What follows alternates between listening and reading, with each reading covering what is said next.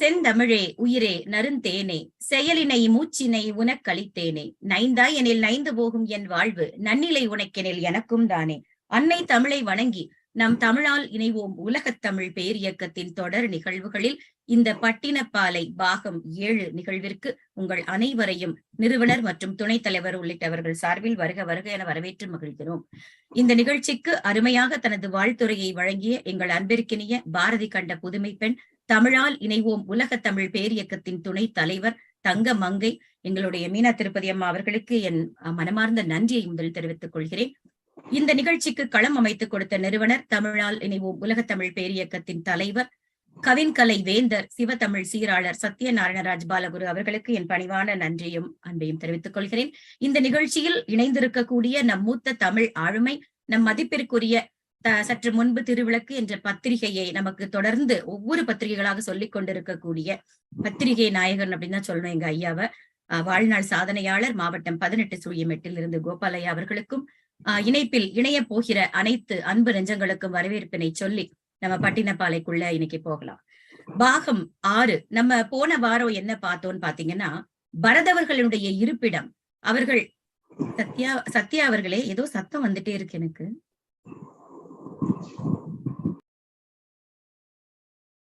நன்றி. பரதவர்களுடைய இருப்பிடம், அவர்கள் எப்பேற்பட்ட இடத்தில் வாழ்ந்தார்கள், அவர்கள் இருக்கக்கூடிய அந்த வீடு, அந்த சூழல் எப்படி இருந்தது, அவர்கள் வழிபாடக்கூடிய முறை, அந்த எந்த இறைவனை வணங்கினார்கள், எப்படி வணங்கினார்கள், அந்த வழிபாட்டு முறை, அவர்கள் விளையாட்டு, அதற்கு எப்படியெல்லாம் அடையாளம் வைத்திருந்தார்கள். ஒரு வீட்டு முன்னாடி ஒரு வைத்திருக்கக்கூடிய வேலையும் கேடயத்தையும் வைத்து அவர்கள் என்ன இன்னைக்கு அணங்கு விழா நடக்குதுன்னா அதுக்கு தகுந்த உடை, அதற்கு தகுந்த மலர், இப்படி ரொம்ப அற்புதமாக அந்த பரதவர்களுடைய வழிபாடு விளையாட்டு இதை பத்தி பார்த்தோம். சங்கமுக நீராடல், பகல் விளையாட்டு, இரவு நேரத்தில் நிலா வெளிச்சத்தில் வெண்மணல் அந்த முற்றுகையில எப்படியெல்லாம் கடற்கரை ஓரத்தில் அவர்கள் விளையாண்டார்கள் அப்படின்னு பார்த்தோம். காவிரி பூம்பட்டினத்தில் நடக்கக்கூடிய இரவு நேர நிகழ்ச்சிகளோடு போன வார நிகழ்ச்சி பாகத்தை நான் முடித்தேன். அதாவது இரவில் நம்ம எப்படி அவர்கள் பார்க்கக்கூடிய அந்த ஆட்டம் பாட்டம் கொண்டாட்டம் எல்லாம் முடிச்சு அந்த வெண் மண்ணிலேயே அந்த குளிர்மையோடு இருக்கக்கூடிய அந்த நிலா வெளிச்சத்தில் அப்படியே உறங்கி போவார்கள் அப்படின்னு பார்த்தோம். இன்றைக்கு நாம் பார்க்க போகிறது வரி வசூலிப்போர் தன்மை. ஏன்னா காவிரி பூம்பட்டினத்தில் ரொம்ப முக்கியமானது வாணிபம். அதுதான் இல்லையா, ஏற்றுமதி இறக்குமதி அங்கே வெகு சிறப்பாக நடந்ததுன்னு நம்ம படிச்சிருக்கிறோம். வால் இணர் மடல் தாழை வேளாளி வியன் தெருவில் நல் இறைவன் பொருள் காக்கும் தொல் இசை தொழில் மாக்கள் காய் சினத்த கதிர்ச்செல்வன் தேர் பூண்ட மா போல வைகள் தொறும் அசைவு இன்றி உல்கு செய்ய குறைபடாது. உல்குங்கிறது அந்த வரி, சுங்க வரியை பத்தி சொல்றாங்க. தெருக்களில் அரசனுடைய அந்த காவலர்கள், சுங்கவரி வசூலிப்பவர்கள் எப்படியெல்லாம் வேலை செய்து கொண்டிருப்பார்கள், எப்படி அந்த ஏற்றுமதி இறக்குமதி கணக்கை எப்படி வைத்துக் கொள்வார்கள், அவர்களுடைய செயல்பாடுகள் எல்லாம் எப்படி இருக்கும் அப்படின்னு சொல்றாங்க. நான் சொன்னது போல உல்குங்கிறது அந்த சுங்க வரி. புகார் துறைமுகத்தில் ஏற்றுமதி இறக்குமதி செய்யப்பட்ட பொருட்களுக்கு சுங்க வரி விதிக்கப்படும் இல்லையா, அதை வாங்கி அதை எப்படி கணக்கு வைத்துக் கொள்கிறார்கள். அதை வாங்கிட்டோம், இந்த பொருட்கள் இங்கே இறங்கி இருக்கிறதுன்னா அதற்கான முத்திரை, அதே போல இங்கே இருந்து வெளியூருக்கு செல்லக்கூடிய பொருட்களுக்கும் முத்திரை இடப்படுகிறது. இப்படி முத்திரை இட்டு அப்படியே கணக்குல எடுத்துக்கொள்ள முடியாத அளவுக்கு சொல்லி மாளல, அப்படி மாளாத அளவுக்கு அந்த கடற்கரையில் பொருட்கள் எல்லாம் குவிந்து கிடக்கின்றதாம். இறக்குமதி செய்யப்பட்ட பொருட்கள் தெருக்களில் குவிந்து கிடக்கிறது. வெண்ணிற மடல்களை உடைய தாழை மரங்கள் எல்லாம் அங்கே மண்டி கிடந்த தெருக்கள். அங்க ஏற்கனவே நம்ம பார்த்தோம், போன தடவை அணங்கு விழால அந்த பெண்கள் எல்லாம் அடையாள பூவாக தாழம்பூவை சூடி இருப்பார்கள்னு சொன்னேன் இல்லையா, வெண்ணிற ஆடை உடுத்தி தாழம்பூவை சூடி இருந்தார்கள். அப்படிப்பட்ட அந்த வெண்ணிற மடல்கள் எல்லாம் அது தெரு ஓரங்கள்ல நல்லா நினைச்சு பாருங்க, நல்ல வாசனை தரக்கூடிய அந்த மலர்கள் அங்கே மண்டி கிடைக்கிறது. அந்த பொருட்களில் அரசனுக்கு சொந்தமான பொருட்களை இறைவன் தொழில் மாக்கள் காவல் புரிந்தனர். பொதுவா அரசனை தான் இங்கே இறைவன் நினைக்கிறாங்க, ஏன்னா காப்பவன் தானே இறைவன், கடவுள் அப்படிங்கிற எண்ணத்துல சொல்றாங்க. அப்படிப்பட்ட அரணாக இருந்து காத்து கொண்டு காவல் புரிந்து கொண்டிருக்கிறார்கள். வேலேற்றிய வண்டி, அப்படியே அந்த பொருட்களை எல்லாம் காக்கக்கூடிய இடங்கள்ல வில்லு வாள் எல்லாம் இருக்குது. ஏன்னா அங்க திருட்டு பயமோ எதுவுமே இருக்காது, அந்த அளவுக்கு பாதுகாப்பு கவசமாக நிற்கிறது. சூரியனாம் தேரை இழுத்து செல்லக்கூடிய குதிரை போல நாள் முழுக்க அங்க ஒரே கச்ச கச்ச கச்சன்னு வேலை நடந்துகிட்டே இருக்குது. பொருள் வந்து இறங்குது, ஏறுது, முத்திரை பதிக்கிறாங்க, அங்கங்க காப்பகத்துக்கு கொண்டு போறாங்க, சேமிப்பு கிடங்குக்கு கொண்டு போறாங்க.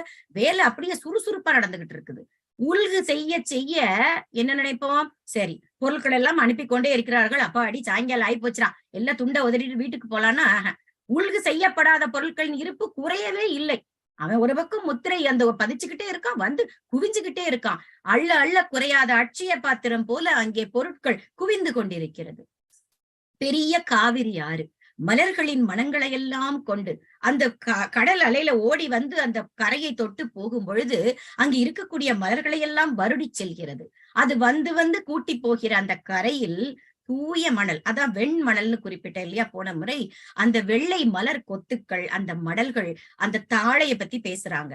அந்த கடற்கரையில் இப்படி உள்ள கடற்கரை உள்ள தெருவில் நல்ல மன்னன் சொல்லுவோம்ல, ரொம்ப முக்கியம். மன்னன் ரொம்ப முக்கியம் இல்லையா?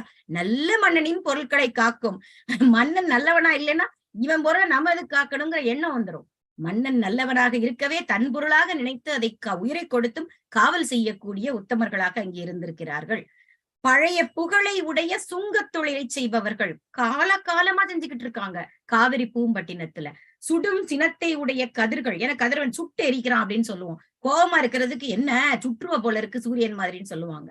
அப்படி சுடும் சினத்தை உடைய கதிர்களை உடைய கதிரவனுடைய தேர் நம்ம பார்த்திருப்போம் இல்லையா? அந்த குதிரைகளை மாதிரி நாள்தோறும் சோம்பலே இல்லாம ஓடிக்கிட்டே இருக்காங்க. சுங்க வரியை குறையாமல் கொண்டு கொண்டிருக்கிறார்கள் அப்படின்னு சொல்றாங்க. இந்த பாடலில் குறிப்பிடப்பட்டிருக்கிற வேளாழி அப்படிங்கிற வார்த்தைக்கு போவே சோமசுந்தரனார் ஐயா வந்து அழகான அந்த பொருள் அந்த விரிச்சு சொல்லியிருக்கிறாரு. என்னன்னா, வேளாங்கிறதுக்கு கரைங்கிற பொருள், ஆழிங்கிறது கடல் நமக்கு தெரியும். அப்ப கரை கடல்ங்கிறத ஆழி வேளா என மாறி கடற்கரையின் தெரு என்று கொள்க அப்படின்னு சொல்லியிருக்கிறார். அடுத்து நாம் பண்டசாலை முன்றிலுக்குள் வருகிறோம். காவிரி பூம்பட்டின துறைமுகத்தில் இந்த ஏற்றுமதி இறக்குமதி ரொம்ப விமரிசையா நடந்துகிட்டு இருக்கு. அது எப்படி இருக்கா அந்த காட்சி? வான்முகந்த நீர்மலை பொழியவும், மலை பொழிந்த நீர் கடல் பரப்பவும், மாறி பெய்யும் பருவம் போல நீரினின்றும் நிலத்து ஏற்றவும், நிலத்தினின்று நீர் பரப்பவும், அளந்து அறியா பல பண்டம் வரம்பு அறியாமை வந்து ஈண்டி அப்படின்னு சொல்றாங்க. ஓரளவுக்கு உங்களுக்கே புரிஞ்சிருக்கும் இந்த பொருள். கடலிலிருந்து பொதுவாக மேகம் என்ன செய்யும்? அந்த நீரையெல்லாம் முகண்டு மேலே கொண்டு போய் திரும்ப மழையாக பொழியும் இல்லையா?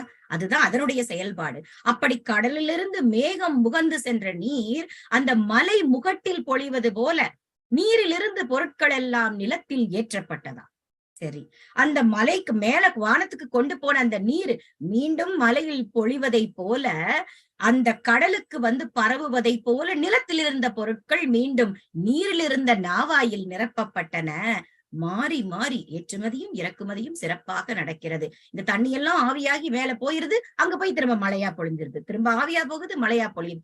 அந்த மாதிரி இந்த ஏற்றுமதி இறக்குமதி அளவில்லாத அளவுக்கு அந்த பண்டங்கள் அளந்து அறிய முடியாதபடி பல பல விதங்களில் குவிந்து கொண்டிருக்கிறது அப்படின்னு சொல்றாங்க. அந்த முகில் கடலிலிருந்து முகந்த நீரை அந்த மலை மேல பொழியக்கூடிய காட்சியை அவங்க விவரிச்சிருக்கிறது. அந்த ஆறுகள் எப்படி வரும்? மழை நீரை அப்படியே நேரடியாக கடலில் வந்து சேரக்கூடியதும் இருக்கு. ஆற்றுல வந்து விழுந்தா கூட அந்த ஆறு எங்க வந்து சேரும்? மீண்டும் கடலில் தான் வந்து சேரும். அது போல மழை எப்படி தப்பாமல் பொழியுதோ, அந்த பருவம் பொய்க்காதது போல கடலிலிருந்து நிலத்திற்கு ஏற்றவும், நிலத்திலிருந்து கடலுக்கு பரப்பவும் அளந்தறிய முடியா எல்லையில்லாத செல்வம் அங்கே குவிந்து கிடக்கிறதுன்னு சொல்லியிருக்காங்க. அருங்கடி பெருங்காப்பின் வலியுடை வல் அணங்கினோன் புலி பொறித்து புறம் போக்கி மதி நிறைந்த மலி பண்டம் பொதி மூடை போர் ஏறி. சரி, இங்க ஏற்றுமதி இறக்குமதி ஒரு பக்கம் குவிஞ்சு கிடக்கு. இங்க ஒரு ஆளு என்ன வேலை பண்ணிட்டு இருக்குன்னு பார்ப்போம். பெறுவதற்கு அரிய பெருங்காவலை உடைய வலிமை மிகுந்த அதிகாரி என்ன பண்றான்? சோழ மன்னனுடைய புலி சின்னத்தை எல்லாத்துலயும் முத்திரைய பதிச்சுக்கிட்டே இருக்கான். ஓகே, அங்க வந்து முடிஞ்சு போச்சா? புறத்தில் வைத்த விலை நிறைந்த பல்வேறு பண்டங்களை எல்லாம் கட்டி கட்டி கட்டி குவியல் குவியலா மூடை, நம்ம நெல் மூட்டையெல்லாம் அடுக்கி வச்சிருக்கதை நீங்க பார்த்திருப்பீங்க. அற்புதமா அதை பாக்குறதுக்கே காட்சி ரொம்ப அழகா இருக்கும். இவங்க வந்து இறக்குமதி செய்த பொருட்களை அந்த பண்டங்களை எல்லாம் மூட்டை மூட்டையா குவியல் ஏத்தி வச்சிருக்காங்க. அது எதுக்காக? ஏற்றுமதிக்காகவும் இறக்குமதியிலிருந்து கிடைத்த மதிப்புமிக்க பொருட்கள். அது மேல எல்லாம் புலி சின்னமும் பதிச்சாச்சு. மூட்டை மூட்டையா பொதி மூட்டைகளாக கட்டி காப்பகத்துக்கு கொண்டு அடுக்கி வச்சாச்சு. இந்த காவலாளி அங்க நிக்கிறவனை பார்த்தாலே அச்சம் வருமாம். ஏன்னா அவன் கிட்ட கூட நம்ம நினைப்போம்ல, ஒரு திருட ஒரு இடத்துக்கு போய் திருடணும்னா பார்ப்பான். அந்த வாயில் இருக்கக்கூடிய காப்பாளனுடைய தன்மையை இப்ப பொறுத்துதான் அவன் திட்டமே இருக்கும். அவன் கொஞ்சம் பலசாலியா இருந்தா இவன் அடிக்கிறதுக்கு நம்ம பத்த மாட்டோம்னு கூட 2 பேரை ஏற்பாடு பண்ணிட்டு வருவான். அப்படிப்பட்ட உடல் வலிமையை கண்ட மாத்திரத்திலேயே அச்சம் தரக்கூடிய அளவுக்கு அந்த காப்பகத்தில் காவலாளிகள் நின்று கொண்டிருக்கிறார்கள். இங்க ஒருத்தங்க ஒரு வேலை பண்ணிட்டு இருக்காங்கன்னு சொன்னோடனே அது அடுத்த வரியில வருது. அதுக்கு முன்னாடி ஒரு சின்ன விடயம். தமிழர்கள் பல்லாயிரம் ஆண்டுகளுக்கு முன்னர் இருந்தே கீழை மற்றும் மேலை நாட்டினரோடு கடல் வணிகம் செய்து வந்திருக்கிறோம். அந்நிய நாட்டிலிருந்து பல பண்டங்கள் கப்பல் வழியாகத்தான் காவிரி பூம்பட்டினத்தில் இறக்குமதி செய்யப்பட்டிருக்கிறது. பல பண்டங்களும் அங்கே ஏற்றுமதி செய்யப்பட்டிருக்கிறதுங்கிறதா இந்த பட்டினப்பாலையில தொடர்ந்து சொல்லிட்டு வரோம். இந்த வெளியே அனுப்புவதற்கு குவிந்திருக்கக்கூடிய பண்ட மூட்டைகளின் மீது சோழனுடைய புலி வடிவம் முத்திரை இருக்கு. அந்த முத்திரை இடப்படாத பண்டங்கள் வெளியே செல்ல முடியாது. நம்ம சொல்லுவோம் இல்லையா, அந்த முத்திரை இல்லைன்னா அதை யாரும் தெரியாம திருட்டுத்தனமா எதுவுமே கொண்டு போக முடியாது. அதுதான் இங்க இருக்கக்கூடிய முக்கியமான ஒரு விடயம். அந்த மன்னனுடைய முத்திரை இல்லாதது அந்த இடத்தை விட்டு வெளியே செல்ல முடியாது. அப்படிப்பட்ட கட்டுக்காவலுடன் நம் தமிழ்நாட்டில் ஏற்றுமதியும் இறக்குமதியும் ஒரு காலத்தில் நடந்திருக்கிறது. கடற்படையில் சிறந்து இருந்தமைக்கும் நம்ம தமிழ் இலக்கியங்கள்ல பல விதமான சான்றுகள். இந்த நாவாயில் ஏற்றுவார்கள் சொன்னேன் இல்லையா, நாவாய்ங்கிறது பெரிய கப்பல். அந்த கப்பலுக்கு எத்தனை விதமான பெயர்கள் இருக்கு தெரியுமா? அப்படியே அசந்து போயிட்டேன். திமில், அம்பி, தோணி, இது எல்லாமே பொதுவா மீன் பிடிக்கிற தொழிலுக்கு பயன்படுத்தப்பட்டிருக்கிறது. நான் பின்னாடி அதை கொஞ்சம் விரிவா சொல்றேன். திமில் அப்படிங்கிற களத்தில் அந்த வலைகளை எல்லாம் கொண்டு பரதவர் மீன் பிடிச்சத நம்ம பட்டினப்பாலையில மட்டும் இல்ல, நற்றிணை, குறுந்தொகை, கலித்தொகை, அகநானூறு, புறநானூறு, பரிபாடல் எல்லாத்திலையும் குறிப்பிட்டிருக்கிறார்கள். அந்த திமில் அப்படிங்கிற களம் 2 பக்கங்களிலும் பிறை போல் மேல் நோக்கி வளைந்து இருக்குமா. அதனுடைய உள்ளிடம் அகன்று முனைகள் மட்டும் குறுகி களமாக காணப்படும். நம்ம சின்ன பிள்ளையில காகிதத்துல கப்பல் செய்வோம், உங்களுக்கு எல்லாம் ஞாபகம் இருக்கும். நடுவுல பாத்தீங்கன்னா அது நல்லா அகண்டு இருக்க மாதிரி இருக்கும். நடுப்பக்கத்துல முனைகளை நம்ம கையை வச்சு நல்லா அழுத்தி விட்டு நல்லா கூர்மையா வச்சிருப்போம். அது போல நம்ம அந்த சின்ன வயசுலயே நம்ம இதெல்லாம் பண்ணிருக்கோம்னு நினைக்கிறேன். இதை இன்னொரு பெயர் சொல்கிறார்கள். கொடுந்திமில், நெடுந்திமில், தின்திமில், நிறைத்திமில்னு பல அடைமொழி அந்தந்த இடத்துக்கு தகுந்த மாதிரி சுட்டி இருக்கிறார்கள். நான் சொன்னேன் இல்லையா, இந்த ஏற்றுமதி இறக்குமதி நடந்து கொண்டிருக்கிற இடத்துல ஒரு ஆள் ஒரு வேலை பார்த்துட்டு இருக்குன்னு, அது என்னன்னு இப்ப வரும். மழை ஆடு சிமையமால் வரைக்கவான் வரையாடு வருடை தோற்றம் போல கூர் உகிர் ஞமலி கொடுந்தாள் ஏற்றை ஏழக தகரோடு புகழும் முன்றில். அந்த மலை மேகங்கள் எல்லாம் விளையாடக்கூடிய மலை உச்சியில அந்த மலைகளுக்கு இடையில் இருக்கக்கூடிய பிளவுகளில் யார் விளையாடிட்டு இருக்காங்களா? வருடை என்று சொல்லப்படக்கூடிய வரையாடு ஏறி ஏறி விளையாடுறது மாதிரி இருக்கான். யாரு? வருடைங்கிற ஆட சொல்றாங்க. முட்டி தாக்கக்கூடிய நல்ல கொம்புகளை உடைய செம்மறியாட்டு கடாக்கள் அதுக்கு என்ன செஞ்சுக்கிட்டு இருக்குது? இந்த காப்பகத்தில் முற்றங்களில் அடுக்கி வைத்துள்ள மூட்டைகளின் மேல் ஏறி துள்ளி துள்ளி விளையாடி கொண்டிருக்கிறது. அவங்க வேலையை பண்ணிக்கிட்டு இருக்காங்க, விளையாடி கொண்டிருக்கிறார்கள். முகில் உலவும் உச்சியை உடைய உயர்ந்த மலையின் பக்க மலையில் தூரத்துல இருந்து பார்த்தா வருடைமான் தோற்றம் போல இங்கே இருக்கக்கூடிய கூர்மையான நகங்களை கொண்ட வளைந்த கால்களை உடைய இந்த ஆண் நாய்கள், ஆட்டுக்கிடாய்கள் எல்லாம் அந்த மூட்டைகளின் மேலே அடுக்கி வைத்திருக்கக்கூடிய முத்திரை பதித்த அந்த மூட்டைகளின் மேலே பண்டக சாலையில் விளையாடி கொண்டிருக்கிறது அப்படின்னு சொல்லியிருக்காங்க. சரி, இப்ப மாளிகையினுடைய அமைப்பிற்கு வருகிறோம். குறுந்தொடை நெடும் படிக்கால் கொடுந்திண்ணை பஹ்ரகை பேர் குழைவாயில் போகு இடைக்கழி மழை தோயும் உயர் மாடத்து. மாடங்களில் முருகன் வழிபாட்டு வெறியாட்டம் நடைபெறுகிறதா? அது எப்படி நடைபெறுகிறது? இந்த மூட்டைகள் எல்லாம் அடுக்கி கிடக்கக்கூடிய பகுதியை அடுத்து மாடி வீடுகள் நிறைய இருக்கிறது. அங்கே அந்த மாடி வீடுகளின் அமைப்பு எப்படி இருக்கிறதா? வளைந்த தாழ்வாரம், ரொம்ப நம்ம வீட்டு முன்னாடி இறங்கி இருக்கோம் இல்லையா, அந்த தாழ்வாரம் இறக்கிய திண்ணைகள் இருக்கிறது. அந்த திண்ணைக்கு ஏறுவதற்கு நல்ல நீண்ட நெடிய ஆனால் சிறு சிறு படிக்கட்டுகள் அமைக்கப்பட்டிருக்கிறது. மேல் மாடி வீட்டுக்கு நுழைந்து போக அப்படியே குகை போன்ற வாயிலை ஏற்படுத்தி இருக்கிறார்கள். அது வழியாக மேலே ஏறி சென்றால் போகிடை களி எங்கே இருக்கிறது, அதற்கு செல்ல நுழைவாயில் இருக்கிறதாம். அந்த வீட்டினுடைய அமைப்பு, மாளிகையினுடைய அமைப்பை பற்றி பேசுகிறார்கள். அணுகிய படிகள், அதாவது நெருக்கமான படிகளை உடைய உயரமான படிக்கட்டுகள், அந்த வளைந்த திண்ணைகள், நிறைய அறைகள், பல பல அறைகள், சின்ன சின்ன வாயில்கள், பெரிய பெரிய வாயில்கள், இடைநடைகள், அங்கங்க சின்ன சின்ன ஒரு அறையிலிருந்து இன்னொரு அறைக்கு போக நல்ல பரந்த இடங்களை கொண்டு, முகிலையே தொடக்கூடிய, அதாவது வானத்தையே தொடக்கூடிய அளவிற்கு, முகில் இந்த இடத்துல மேகம்னு சொன்னாலும் வானத்தையே தொடக்கூடிய அளவுக்கு உயர்ந்த மாடத்தில் அப்படின்னு சொல்றாங்க. அப்பேற்பட்ட மாளிகைகள் சிறப்பாக அமைக்கப்பட்டிருக்கிறது அப்படின்னு சொல்றாங்க. இந்த இடைக்கழி அப்படின்னு சொல்றது இடைக்கட்டு, அதாவது முன் கதவுக்கும் அடுத்த கதவுக்கும் இடைப்பட்ட இடம். போகிடைக்களிங்கிறது மாடி வீட்டில் இருக்கக்கூடிய கூடத்தை சொல்கிறார்கள். இந்த குகை வழியாக போய் படி வழியா போனோம்னா அங்கே இருக்கக்கூடியது மாடி வீட்டில் இருக்கக்கூடிய கூடம். அடுத்ததாக விழா நீங்காத கடை வீதியை பற்றி பேசுகிறார்கள்.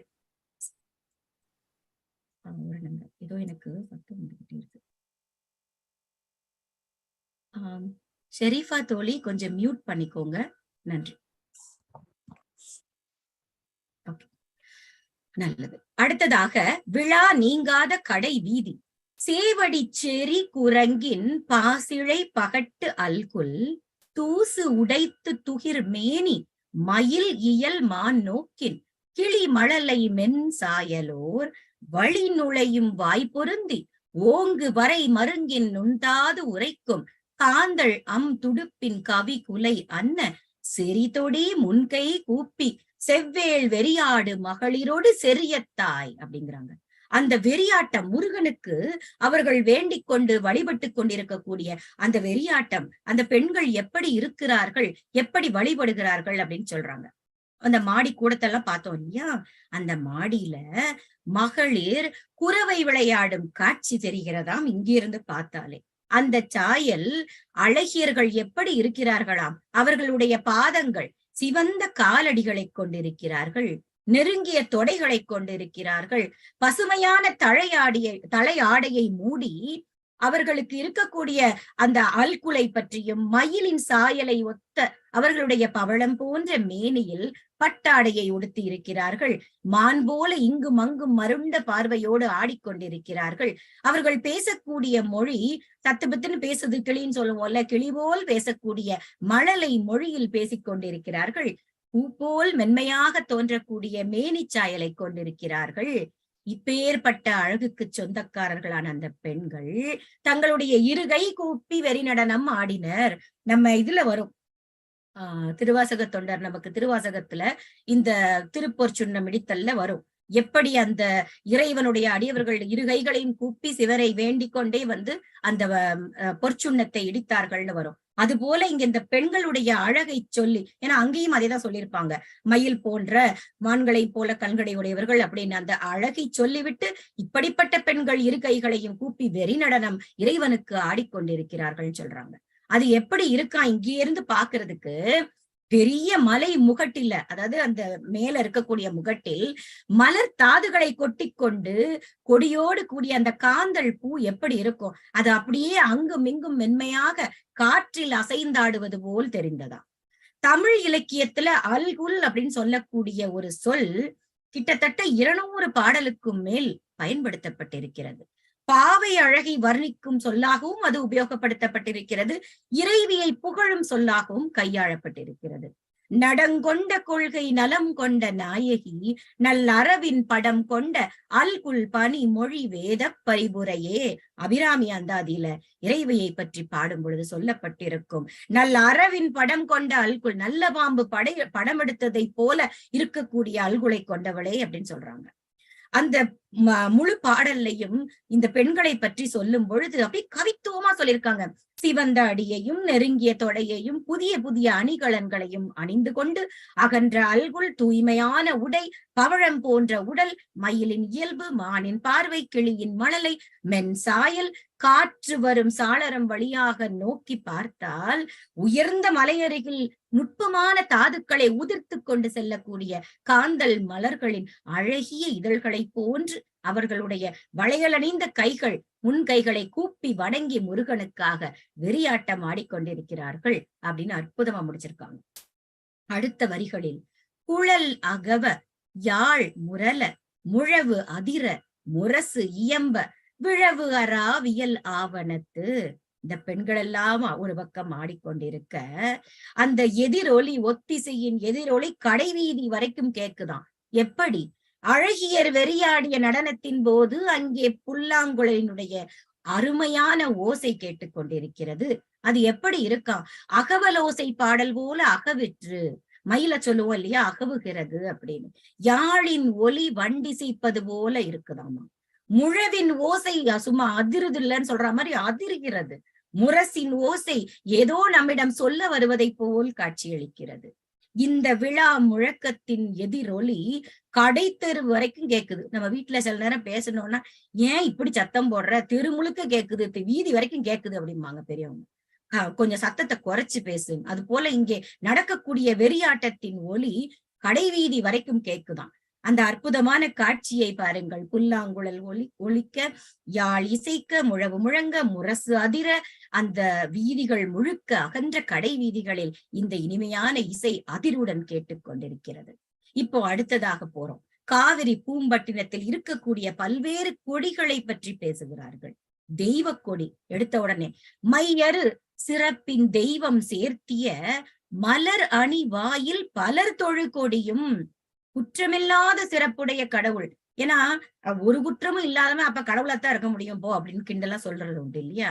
குற்றமே இல்லாத இயல்புடைய கடவுள் இருந்த மலர்களால் அலங்கரிக்கப்பட்ட வாசலில் அதை பார்த்தாலே கையெடுத்து தொழக்கூடிய அளவிற்கு இருக்கக்கூடிய கொடிகள் நிறுத்தப்பட்டிருக்கிறது.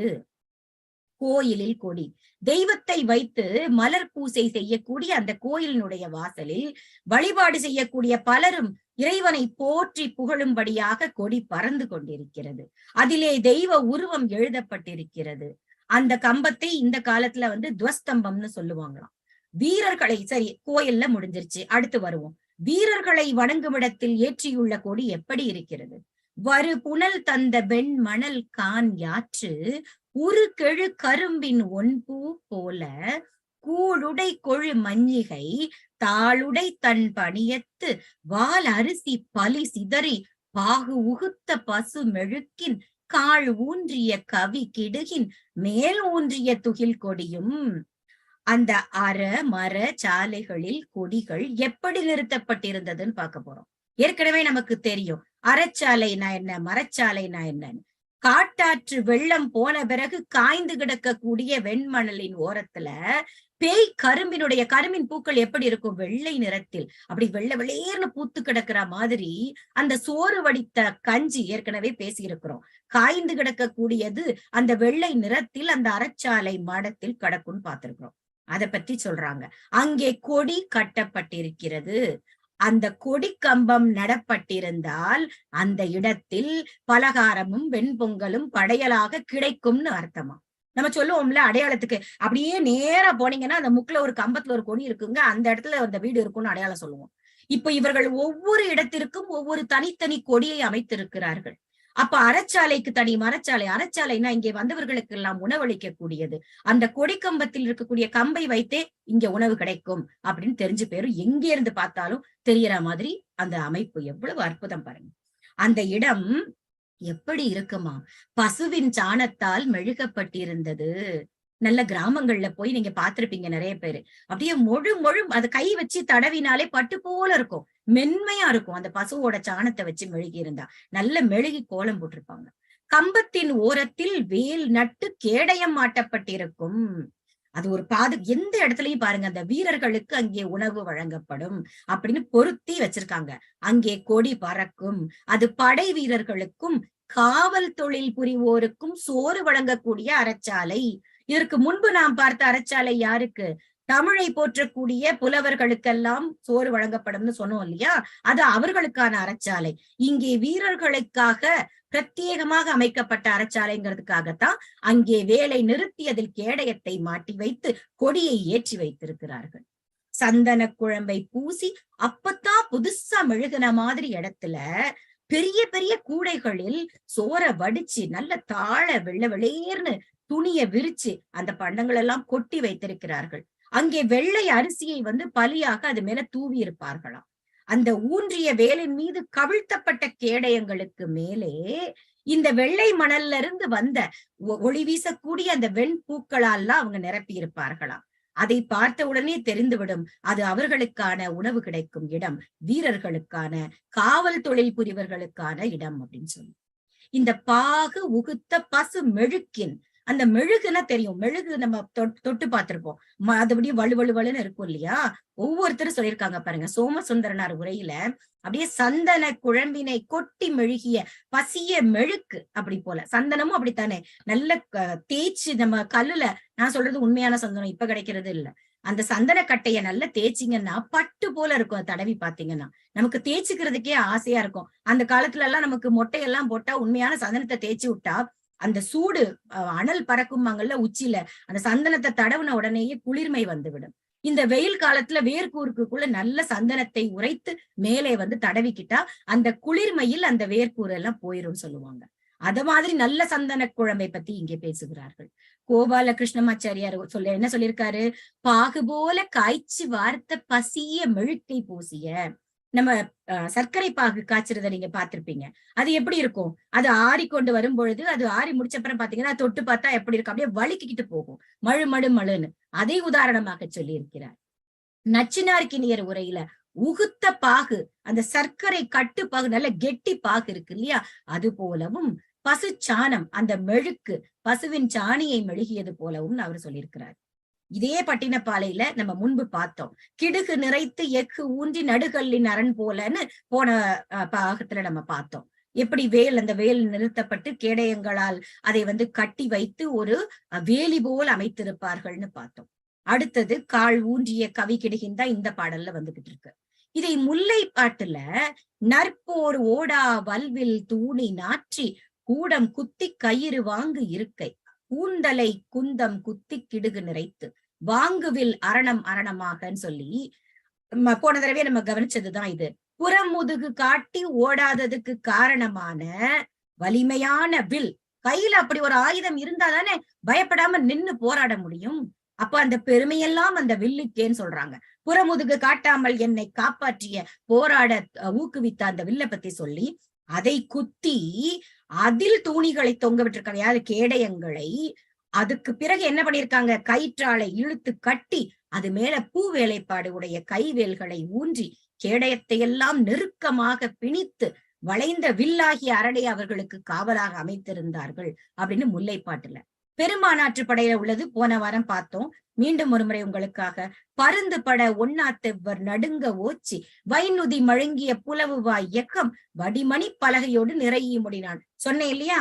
அந்த ஊனை உண்ணுவதற்கு பருந்துகள் எல்லாம் வரக்கூடிய அந்த போர்க்கள காட்சியில அந்த கூரிய முனையில புலவு நாரக்கூடிய இன்னமும் அந்த நாற்றம் இருக்குமாம், அந்த வீரர்களை தாக்கியாது. அதில் மணிகளெல்லாம் கட்டிய கேடயத்துடன் அங்கே அமைக்கப்பட்டிருக்கும் அப்படின்னு சொல்லியிருக்காங்க. அடுத்ததாக நாம் பார்க்க இருப்பது பல்துறை சான்றோர் வாதிடும் இடத்தில் உள்ள கொடி.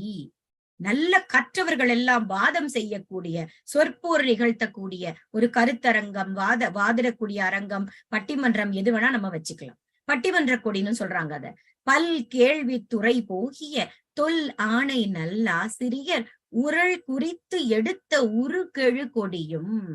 அந்த உருகெழுங்கிறதுக்கு அற்புதமான ஒரு விளக்கம் கொடுத்திருப்பாங்க, சொல்றேன். பட்டிமன்ற கொடி நான் சொன்னது போல அந்த ஆணை அப்படிங்கிறது இங்கே வாய்மை. கேள்வி என்பது கேட்டு கேட்டு நாம் வளர்த்து கொள்ளக்கூடிய அறிவு.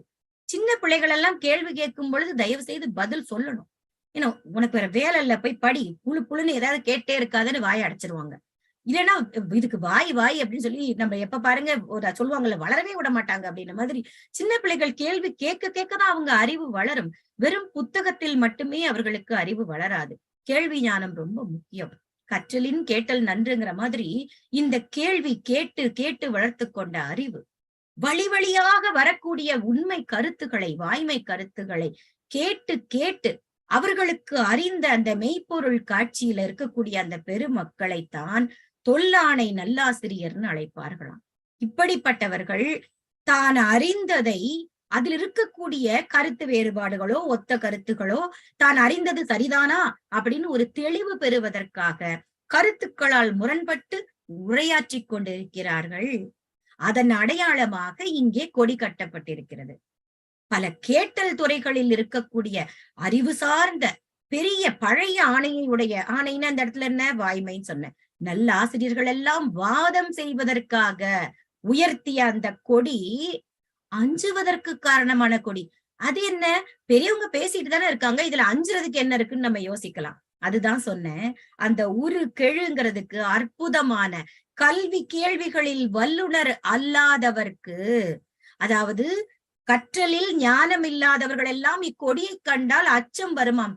ஐயோ, இது உள்ள போனோம்னா பெரிய படிச்சவங்க எல்லாம் இருப்பாங்க. ஏன்னா சிறந்த ஆன்றோர்கள் இருக்கக்கூடிய அவையில் அவர்களுக்கு சமமாகவோ இல்லை அவர்களுடைய சொற்களை புரிந்து கொள்ளக்கூடிய அறிவு இல்லாதவர்களுக்கு உள்ளுக்குள்ள ஒரு அச்சம் வரும், பேசுறதுக்கே பயப்படுவாங்க. அப்படி அச்சம் விளைவிக்கக்கூடிய விதமாக இருக்கக்கூடிய அந்த கொடிகள் உருகெழு கொடிகள். அந்த உருனா அச்சம், உரு உட்கு ஆகும் புரை உயர்வு ஆகும்னு தொல்காப்பியத்துல உரியியலையும் குறிப்பிட்டிருக்காங்க.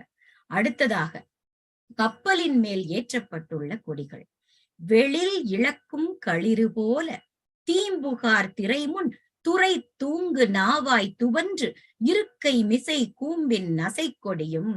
மிசை நசை அந்த சொல் ஆடல்களை பார்ப்போம். கட்டப்பட்டிருக்கக்கூடிய தறியை அசைக்கக்கூடிய களிற்று யானைகளாம். பூம்புகார் பட்டினம் எப்படி இருக்குமா, அந்த கடற்கரையில் நெருக்கமாக, கடற்கரையில கப்பல்கள் எல்லாம் ஒன்றுக்கு ஒன்று நெருக்கமாக நிறுத்தப்பட்டிருக்கும். அந்த அலைகள் வந்து வந்து அதை வருடி செல்லும் பொழுது அந்த கப்பல்கள் ஒன்றோடொன்று அசைவது போல் இருக்கும். அது எப்படி இருக்குமா, தறிகளில் கட்டி இருக்கக்கூடிய கம்பங்களில் கட்டி இருக்கக்கூடிய யானைகளை போன்று இருக்குமா, ரொம்ப தொலைவுல இருந்து பார்க்கும் பொழுது. இனிய பூம்புகாரின் அலைகள் கரையின் முன்னால் அசையக்கூடிய அந்த கப்பல்களை எல்லாம் நெருங்கி நெருங்கி சென்று கொண்டிருக்கிறது. அது அந்த கூம்புகள், அந்த கப்பலினுடைய கூம்புகள், உச்சின்னு சொல்லுவோம் இல்லையா, அங்கே வணிகர்களால் விரும்பப்படக்கூடிய கொடிகள் ஏற்றப்பட்டிருக்கிறது. கடலின் கப்பலில் கொடி பறக்கும். என்ன கொடி பறக்கும்? அந்த முளை, அதாவது அந்த உச்சியில் கட்டப்பட்டிருக்கக்கூடிய கம்புகளில் கட்டப்பட்டிருக்கக்கூடிய களிறு போல புகார் துறைமுகத்தில் அசைந்தாடி கொண்டிருக்கக்கூடிய அந்த நாவாயின் உச்சியில் கொடி கட்டப்பட்டிருந்தது அப்படின்னு சொல்றாங்க. வெளில் அப்படிங்கிற வார்த்தைக்கு விலங்குகளை எல்லாம் கயிற்றில் தொடுத்து நல்ல இறுக்கமாக கட்டி வைக்கக்கூடிய அந்த முளை குச்சி, அதான் முளையில் கட்டப்பட்டிருக்கும் களிறுன்னு சொல்றாங்க. அடுத்ததாக மிசைங்கிறது உயரம், நல்ல உயரத்தில் பறக்கும். நசைங்கிறது விருப்பம். அந்தந்த நாவாய் கப்பலில் இருக்கக்கூடிய அந்த வாணிபர்களுடைய விருப்பத்திற்கு ஏற்ற அவர்களுடைய கொடி அங்கே ஏற்றப்பட்டிருக்கும். உலக அளவில் வளரக்கூடிய ஒரு நாட்டின் முன்னேற்றத்துக்கு ரொம்ப முக்கியமான இன்றியமையாத தொழில்னு பார்த்தா என்னது? ரெண்டே விஷயம் தாங்க, உழவும் வணிகமும். உழவு தொழில் நாட்டு அளவில் இருக்குன்னா வாணிப தொழில் உலக அளவில் இருக்கும். ரொம்ப பழங்காலத்தில் இருந்தே கடல் கடந்து வாணிகம் செய்தனர் நம் தமிழர். அது தொல்காப்பியமே உறுதி செய்திருக்கிறது. தமிழ் மக்கள் ஓரிடத்திலிருந்து இன்னொரு இடத்திற்கு செல்வதற்கு நிலவழி, நீர்வழி, இந்த இரண்டே வழிகளைத்தான் நாம் கொண்டிருந்தோம். இப்பத்தான் ஆகாய வழி எல்லாம். கலங்களின் வகைகள் நான் முன்பே சொன்னேன் இல்லையா, இவர்கள் உபயோகிக்கக்கூடிய அந்த கலங்களின் வகைகள் ஏகப்பட்டது. அம்பி, புனை, திமில், நாவாய், வங்கம், கலம், ஓடம், மிதவை, பக்ரி, நீரணி, மாடம், தோணி, இதெல்லாம் சங்க இலக்கியங்கள்ல நாம் அதாவது அவர்கள் சொல்லி நாம் அறிந்த நம் தமிழர்கள் உபயோகித்த கலங்களின் வகைகள். அம்பின்னு சொல்ற அந்த கலம் எப்படி இருக்குமாம், சிறிய மரக்கல வகையை சார்ந்ததுதான் அம்பி. அம்பு அப்படிங்கிற சொல்லிலிருந்து திரிந்த ஒன்றாக இதை சொல்கிறார்கள். ஒற்றை மரத்தில் குடைந்து செய்யப்பட்ட சிறிய கலமாக இது அமைந்திருக்கும். இதனுடைய முன்பகுதி அழகாக குதிரை முகம், யானை முகம், சிங்க முகம் அப்படின்னு அவரவருக்கு பிடித்ததை வச்சிருப்பாங்களாம். இது சிலம்பில் சொல்லப்பட்டிருக்கிறது. ஆட்களை ஏற்றி அக்கறைக்கும் இக்கரைக்கும் ஒரு பிரயாணத்திற்காக அதை உபயோகித்திருக்கிறார்கள். அடுத்ததாக குகனை பற்றி குறிப்பிடும் பொழுது குகன் 1000 அம்பிக்கு நாயகன் அப்படின்னு சுட்டப்பட்டிருக்கிறதா. மீன் பிடித்தலையே தொழிலாக கொண்டிருப்பவர்கள் இந்த அம்பியை உபயோகப்படுத்தி இருக்கிறார்கள்.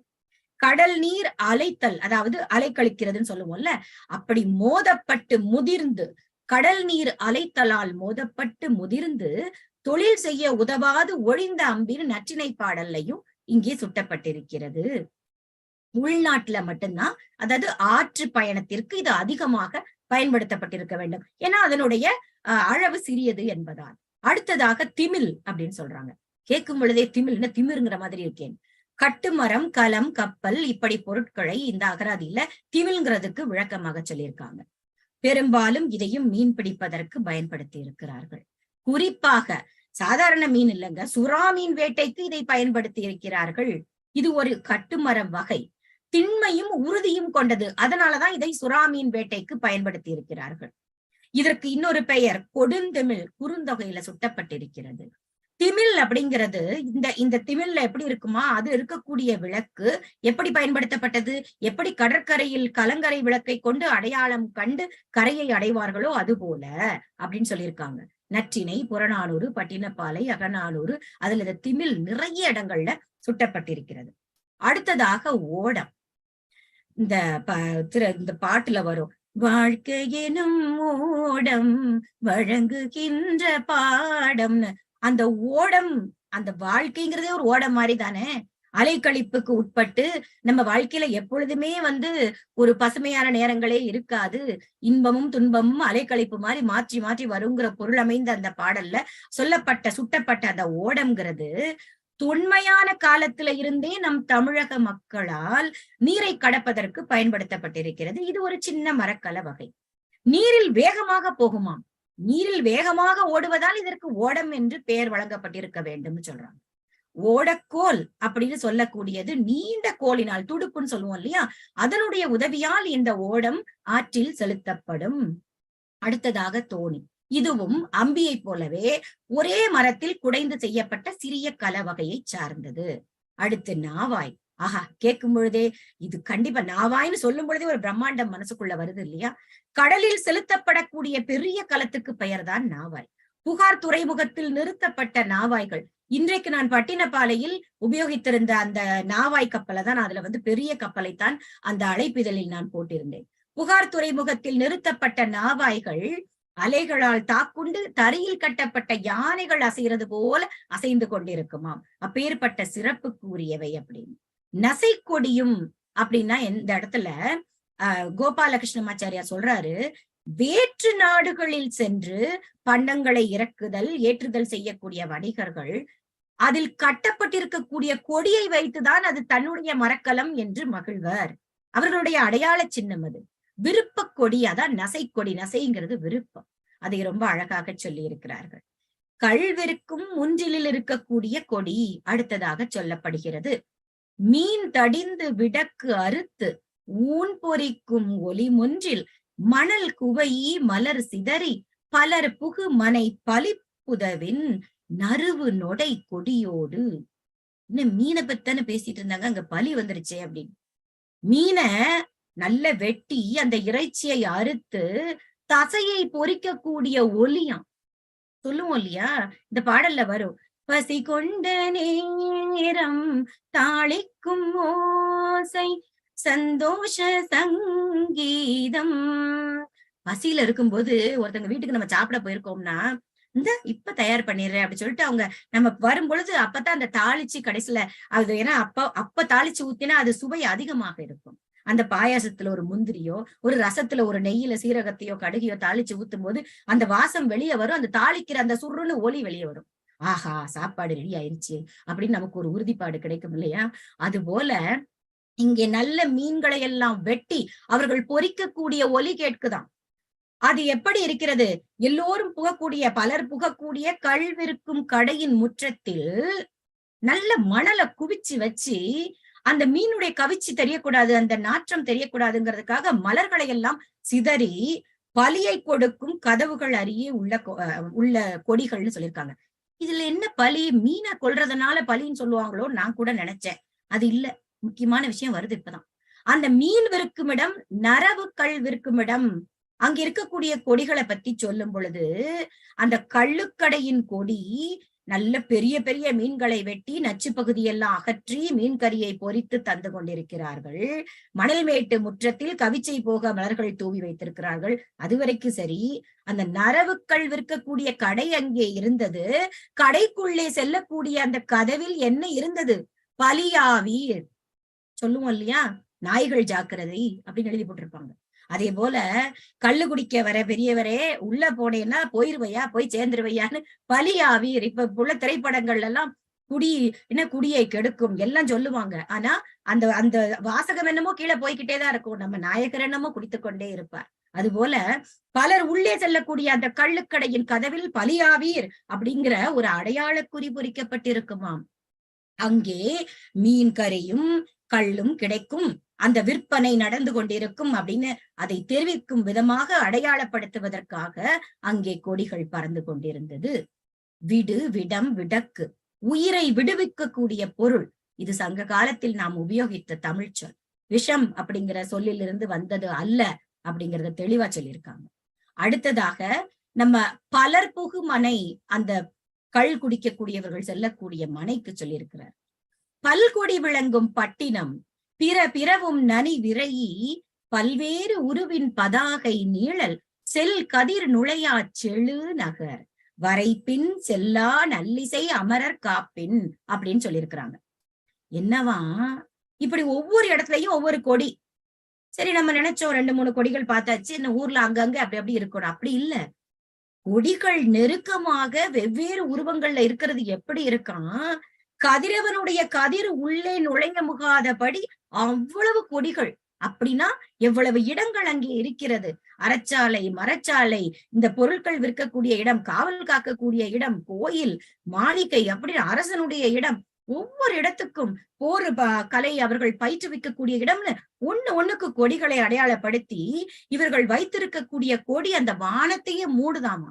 கதிர்கள் உள்ளே நுழையாதபடி நிழலை தரக்கூடிய விதமாக அந்த செழிப்பான நகர் அப்படின்னு சொல்லியிருக்கிறாங்க. ஏனென்றால் அந்த காவிரி பூம்பட்டினத்தினுடைய எல்லையில் நல்ல புகழை உடைய தேவர்கள் பாதுகாத்துக் கொண்டிருக்கிறார்கள்.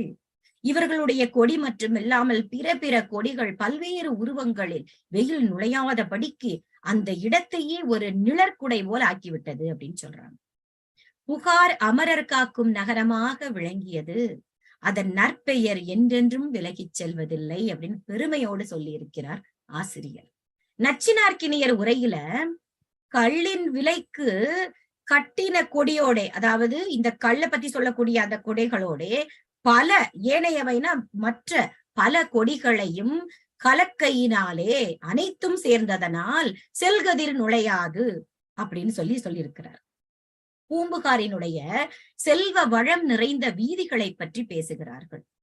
நீரின் வந்த நிமிர் பறிப்புறவியும் காலின் வந்த கருங்கரி மூடையும் வடமலை பிறந்த மணியும் பொன்னும் குடமலை பிறந்த ஆரமும் அகிலும் தென் கடல் முத்தும் குண கடல் துகிரும் கங்கை வாரியும் காவிரி பயனும் இளத்து உணவும் காழகத்து ஆக்கமும் அரியவும் பெரியவும் நெறிய ஈண்டி வளம் தலை மயங்கிய நனந்தலை மருகின். எப்படி என்னென்னலாம் இறங்குது அப்படிங்கிறத பார்க்க போறோம். கடல் வழியாக வந்த குதிரை, வண்டி வழியாக வந்த மிளகு மூட்டை, வடமலையில் பிறந்த மணிகள், குடமலையில் பிறந்த சந்தனம், தென்கடலிலிருந்து கிடைத்த முத்து, கீழைக்கடலில் இருந்து கிடைத்த பவழம், கங்கை காவிரி படுகையின் விளைச்சல்கள் அனைத்தும், ஈழத்து உணவு, காழகத்து செல்வம், இப்படி சின்னதும் பெருசுமாக மண்டி கிடக்கிறது தான் அந்த காவிரி பூம்பட்டினத்தில் இருந்த துறைமுக தெருக்கள். போர் குதிரைகள் எல்லாம் கடல் வழியே இறக்குமதி செய்யப்பட்டது. மிளகு மூட்டையெல்லாம் தரை வழியாக வண்டிகளில் கொண்டு வரப்பட்டது. நல்ல விலை உயர்ந்த மணி, பொன் இதெல்லாம் வடமலை பகுதியிலிருந்து இறக்கப்பட்டது. சந்தனம் மேற்கில் உள்ள சேரரின் குடமலையில் பிறந்தது. குடகுமலை காற்றிலிருந்து பாட்டு கேக்குதான்னு ஒரு பாட்டு இருக்கு திரைப்படத்துல. அகில் மேற்கில் உள்ள அந்த சந்தனம், அந்த சொல்லுவோம் இல்லையா, அந்த வாசனை மேற்கில் உள்ள சேரரின் குடமலையில் பிறந்தது. அதுவும் பாண்டியரின் தென்கடலில் பிறந்ததுதான் முத்து. சோழ நாட்டு குணக்கடலில் பிறந்தது பவழம். இந்த விளைச்சல் வருவாய்கள் வாரிங்கிறது கங்கை சமவெளியில் இருந்து வந்தது. இந்த விளைச்சலை விற்று கிடைத்த பயன், காவிரி படுகை விளைச்சலை விற்று பெற்றவைதான் அந்த பயன். பதப்படுத்தப்பட்டவை எல்லாம் அந்த ஈழத்திலிருந்து வந்தது. கலையாக்க செல்வம், காழகம், கடாரம்னு சொல்றாங்க, பர்மாவிலிருந்து வந்ததாம். தலை மயங்கல்னு ஒரு வார்த்தை சொல்றாங்க. ஒழுங்குபடுத்தப்படாமல் அங்கங்க கிடக்குது பொருட்கள் எல்லாம் குவிந்து கொட்டி கிடைக்கிறது. கிடைத்தற்கு அரிய பொருட்களும் விலை மதிப்பு இல்லாத பொருட்களும் அந்த புகார் நகரை வளத்தை அங்குமிங்குமாக ஒன்றோடொன்று மயங்கி ஒரு முறைப்படுத்தவே படாமல் அப்படி குவிந்து கிடைக்கிறதுன்னு. இந்த பாரிஸ் கார்னர்ல போனோம்னா சென்னையில அப்படி குவிஞ்சு கிடக்கும். எதை எங்க இருக்கு என்னத்தை வாங்குறதுன்னு நமக்கு தெரியாது. அப்படி முறையின்றி ஒழுங்குபடுத்தப்படாமல் குவித்து குவித்து வைத்திருப்பார்கள். அதுபோல இங்க ஒவ்வொரு இடத்துல இருந்து வந்த பொருட்கள் அப்படி கிடக்குதாம். இந்த எல்லையில் கெடாத நல்ல புகழை உடைய தேவர்களின் பாதுகாப்பினால் அந்த அந்த குதிரைகளை எப்படி சொல்றாங்க பாருங்களேன். கடலில் வந்த நிமிர்ந்த நடையை உடைய குதிரைகள், கரிய மிளகு மூட்டைகள், அப்படி அந்த பொண்ணை பத்தி சொல்றாங்க. சந்தனம், அகில், முத்து, கேக்குறதுக்கே அந்த இடமே எவ்வளவு அற்புதமாக இருக்கும் இல்லையா? அந்த ஈழத்து உணவுங்கிறதுக்கு ஈழத்து உழவும் தான் இருந்திருக்கணும் அப்படின்னு ராகவ ஐயங்கார் அப்படிங்கிறவர் சொல்லியிருக்கிறாரு. ஏன்னா ஈழத்து பொருட்கள் அப்படின்னு என்ற பொருள்ல வந்துரும். ஈழத்து உழவுனா ஈழத்து பொருட்கள்னு வரும். ஈழத்திலிருந்து உணவு வரல, பொருட்கள் வந்தது, உணவுப் பொருள் வரவில்லை அப்படின்னு இங்க ஒரு குறிப்பு கொடுத்திருக்காங்க. அதை பதிவு செய்ய விரும்புறேன். ஈழத்து உணவு என்பது ஈழத்து உழவு என்றே இருத்தல் வேண்டும்னு சோமசுந்தரனார் உரையிலும் குறிப்பிடப்பட்டிருக்கிறார். அடுத்ததாக காலின் வந்த கருங்கரி மூடை அப்படின்னு பார்த்தோம் இல்லையா? நச்சினார்க்கினியர் உரையில கடலிலே காற்றால் வந்த கரிய மிளகு பொதிகள் தான் அந்த கருங்கரி மூடை அப்படின்னு சொல்லியிருக்கிறாங்க. நிலத்தின் கண் சகடங்கள், சகடங்கள்னா நமக்கு தெரியும்ல, நம்ம கண்ணனுடைய லீலையில் சகடத்தை காலால் உதைத்தான்னு வரும் ஒரு திருவிளையாடல்ல. அந்த சகடங்கள் பொருத்திய அந்த வண்டிகளில் வந்த கரிய மிளகு பொதிக்கு சொல்லியிருக்கிறாங்க. நவிரு கிருஷ்ணமாச்சாரியார் உரையில வண்டிகளின் வழியே வந்த கருமிளகு மூடை அப்படின்னு சொல்லியிருக்கிறாங்க. இத்தோடு அதாவது அந்த ஏற்றுமதி இறக்குமதி செய்யப்பட்ட பொருட்களினுடைய தன்மை அது மட்டுமல்ல, அது எப்படி செழுமையாக குவித்து அவர்களுடைய சிறப்பையெல்லாம் காட்டியது, எங்கெங்கிருந்து என்னென்ன பொருட்கள் வந்தது அப்படிங்கிறதோட இந்த பாகத்தை நான் நிறுத்திக் கொள்கிறேன். அடுத்த பாகத்தில் நாம் மீண்டும் தொடர்வோம் என்று சொல்லி இந்த அருமையான வாய்ப்பினை எனக்கு கொடுத்த நம் தமிழால் இணைவோம் களத்தின் நிறுவனர் கவின்கலைவேந்தர் சத்யநாராயண ராஜ் பாலகுரு அவர்களுக்கும், நம் தமிழால் இணைவோம் உலக தமிழ் பேரியக்கத்தின் துணைத் தலைவர் பாரதி கண்ட புதுமைப்பெண் மீனா திருப்பதி அம்மா அவர்களுக்கும், இந்த இணைப்பில் இருக்கக்கூடிய மூத்த தமிழ் ஆளுமைகள் நம் மதிப்பிற்குரிய கோபால் ஐயா, அன்பு நம் மாவட்டம் 18-8 ஆளுநர் நம் அகநானூற்றுச்சுடர் சுப்பிரமணியம் ஐயா, அன்பு தோழமைகள் கவிதா நடராஜன், முத்துஞானம் அவர்கள், சஃபினா தோழமை, அனைவருக்கும் என் நன்றியை சொல்லிக்கொண்டு என் உரையை நிறைவு செய்கிறேன். நன்றி, வணக்கம்.